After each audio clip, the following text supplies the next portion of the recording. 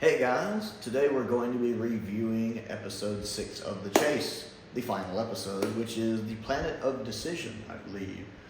Now, this one I actually really enjoyed. As bad as episodes 4 and 5 were, this one is good. This one is really good. I gotta start off by saying how much I loved the Daleks mechanoid fight. It feels very epic.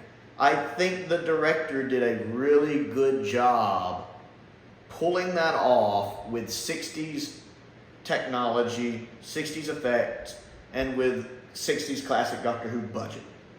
I think they pulled off a very epic feel. I like how it builds when it takes a minute building up them kind of facing off with the mechanoids shooting kind of their flamethrowers and the Daleks blasting and them moving for position. But I liked how it kept cutting to the different shots and you kind of saw the smoke covering the screen and then the flames kind of coming up at the side while it's doing those really fast cuts, which you really don't see a lot of in classic Doctor Who or even in a lot of 60s television, those kind of fast cuts like you see now where it's going between different action scenes happening. It does a really good job of conveying a long, drawn-out fight. A very epic, long, drawn-out fight in a short amount of time, especially when you factor in the fact that it's tearing the city apart. It's so, there's so much of a battle going on. I was really, really impressed with that. I have to tip my hat, so to speak, to that. That was really impressive. I still like the model shot of the city. I still really enjoyed that model work, the model for that city. That looked really, really nice, especially with the backdrop wall and the kind of smoky fog going on underneath it. That looked really good. I like that the mechanoids had the little clamps, whatever you want to call them, that they could catch things with. And the fact that they could actually catch a Dalek with it, like when he uses on that first Dalek, the Dalek, even though he's sitting there, it's like what's going through his head is, huh! The one Dalek getting hit by the Doctor's little time bomb, he's like, I am exterminated. I'm like, that's an odd thing for a Dalek to say. I am exterminated. I absolutely love the fact that the Dalek voices seem to have gotten a lot better over the course of this story. I love the fact that the Dalek voices have different tones here. They vary in pitch depending on which Dalek's talking. Some have a really high voice, some in the middle, some lower, so you can kind of differentiate between them. I like that. I like the fact there's a Dalek Supreme. I wonder if this is the first story that mentions a Dalek Supreme. I'm not actually sure. But that's cool. I love when they're getting in the elevator and the one Dalek's like, well, don't forget the mechanoids are actually pretty well armed. It's basically like he's saying, we might want to be a little cautious. And the kind of lead Dalek seems offended by this. He's like, we will obey the Dalek Supreme's command. We will go up there. I mean, he gets into that kind of ranty thing that Daleks do like in later stories in the 70s and 80s, when they get on one of their long rants. Or much like Davros when he gets on one of his long rants and, we will conquer the galaxy, we will roll, kind of like that. He kind of it's like he's almost offended that the one Dalek's like, well, we might want to be careful. It's like he's like, what did you say? We might need to be caught. We're Daleks, bitch. We don't worry about stuff like that. We're Daleks. We are the supreme being. If someone gets in our way, we destroy them. We will do this, we will do this. And it's like he actually gets them riled up because at the end they're like, attack, attack, attack. It's like he whipped up the mob and he's pointing to the one that spoke up and he's like, get to the back of the mob. Go to the back of the mob. The very idea we should be cautious. I don't know why, but that had me chuckling. It's just my own little interpretation of it. But I love the fact that one Dalek just seemed offended. Like, you realize we're Daleks, right? Beta Dalek over here. I love that. That made me chuckle so hard. That, and again, the Dalek voices at the beginning of the chase seemed kind of like the Dalek voices from the first couple stories, which I was never as impressed with. But by the end of it, they sound like more like Trout and Dalek stories, the voices just seem like they improved over the course of this story a lot. So when he's sitting there going on his little tear about, we will obey the Dalek Supreme's command, I loved it. I was listening to that like, that's a Dalek. So I was really impressed just with the Daleks in this story. I liked meeting Steven, finding out he had been there 2 years and that the mechanoids were kind of keeping them in a zoo. And the fact that they're human-made robots, but since, there was a war on, they kind of just got left there on their own. And so I guess since they were on their own for so long, they kind of, we're going to run things around here. So by the time a human got there, they just put him in a zoo. It's interesting because I knew Steven was from the future and I thought he was like some kind of pilot or something, but I never quite knew the circumstances for, his history or anything. I like the way Peter Purvis plays him here. It's kind of different than he plays him later. I love his kind of just off the cuff humor. The fact that since he's been there for 2 years, he just kind of finds a little amusement in anything. Like when he sees them looking at him through the windows, the mechanoids, he's like, "How you doing, love?" Or whatever he says. It's funny. I liked his portrayal of Steven in this. It's interesting that we don't actually see Steven make it into the TARDIS. We don't actually know what happened to Steven in this. You see in one shot that he got out of the city when he's avoiding the little plant fungus thing.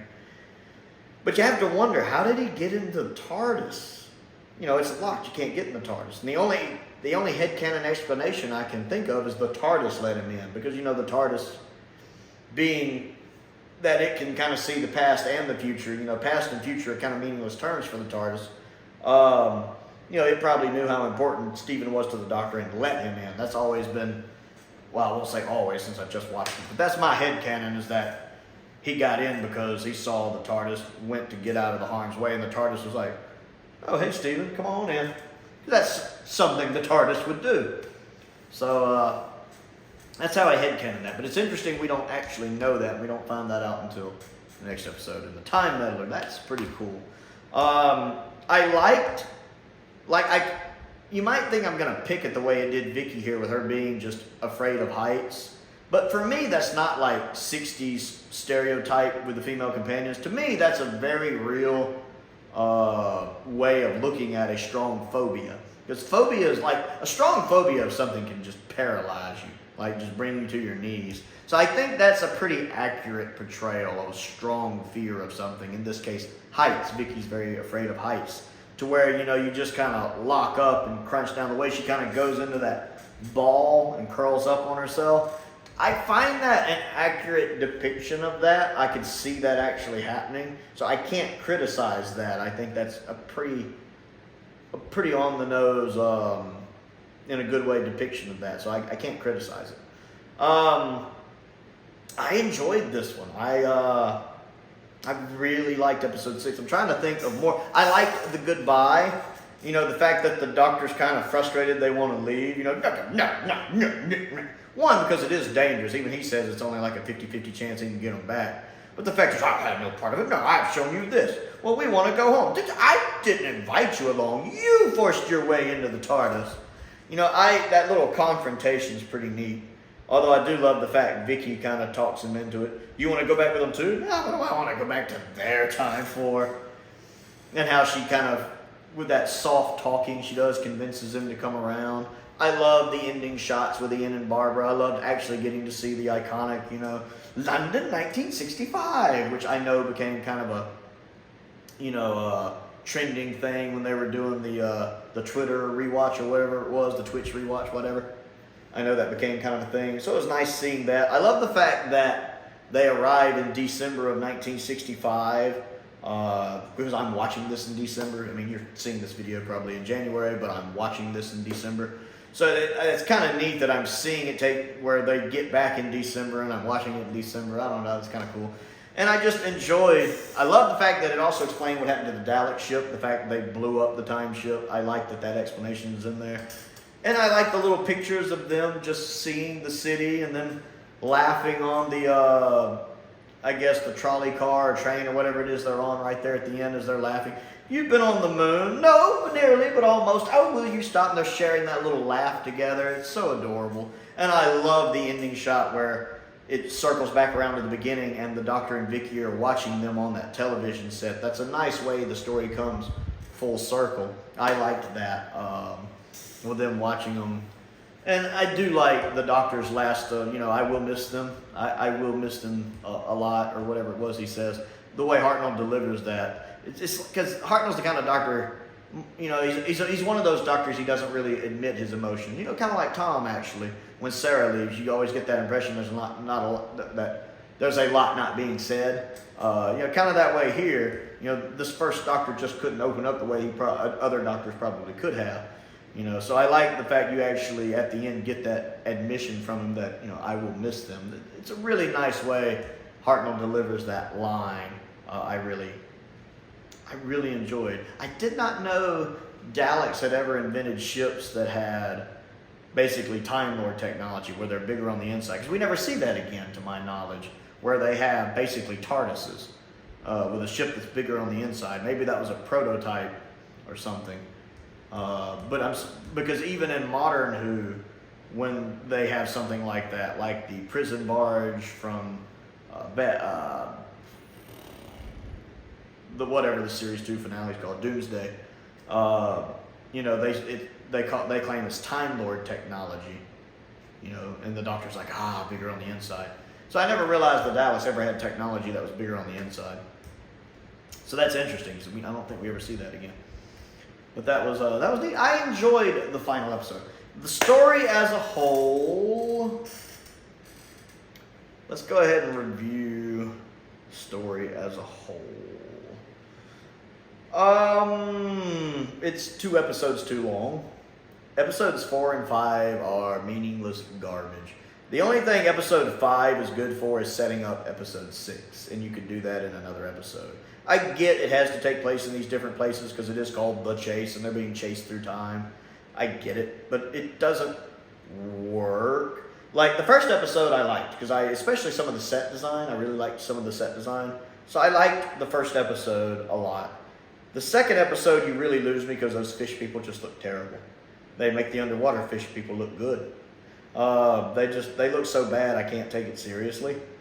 I don't even remember what episode 3 is. Like, honestly, I'm a complete blank on episode 3, so I can't tell you if I liked it or not. Like, nothing's coming to my head for episode 3. I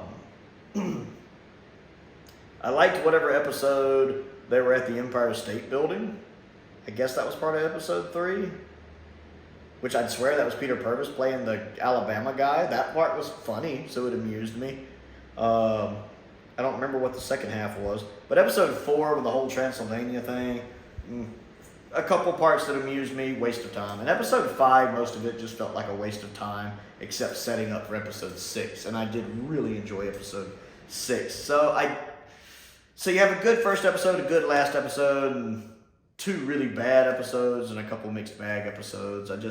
I'm not really enamored with the chase, although it does end on a high note. I really liked the Planet of Decision. The final episodes were really good. It's going to be really hard ranking this season, just because 1, there are so many good stories in it, but 2, because I don't know if the chase or the Web Planet will be at the bottom. Those will probably be the bottom 2, but I can't figure out how I'm going to order them, because they each have positives why they shouldn't be at the bottom, but they each have negatives for why they should be at the bottom, and I'm just going to have to figure out which one outweighs the other. So, The Chase as a whole and the final episode, what do you think of it? Comment down below and let me know. I have now seen all of season 2. That's it's interesting when you realize that at the beginning of this year, I'd never seen any of season 2. It had always been kind of the one, well, I won't say always, but it had been the one season that I had just never seen any of other than clips. But a lot of people have sent DVDs throughout the year. Steve Knievel, I know, sent me my first 2 pieces of fan mail, and Robin Stevens sent several things. I hope both of them are doing all right. Lance has sent stuff. Unknown has sent stuff. Fly Attractor has sent stuff. A lot of people have sent stuff. And so I've been able to watch a lot of season 2 throughout the year before the box set got here. And now that the box set's gotten here, I've been able to watch the other 3 stories. So I went from having not seen any of season 2 at the beginning of this year to, because I'm recording this in December of 2022, to by the end of the year I've seen all of season 2. And that's pretty cool. I've learned just how strong a season it is. Season 2 is a really good season. And I'm looking forward to seeing more of Hartnell. Because I've seen most of season 1 as well. Season 3 is going to be the big gap for obvious reasons. So let me know what you think of The Chase and season 2. Other things to do, click that like button and that subscribe button. That helps me out. I also have a Patreon that does help me pay some of the bills. So if you would like to contribute to that, there's a link down in the description below. I want to give a shout out to some of my top tier patrons, Finn Perkins, Stephen Crane, and Colin Coney. I appreciate their continued support. As I do the support of all of my patrons, I appreciate each and every one of you. I also have a P.O. box if there's anything you would like to send me to look at and review, Doctor Who or otherwise. And I also have a link to my Amazon wish list as well. Most importantly, though, thank you for watching.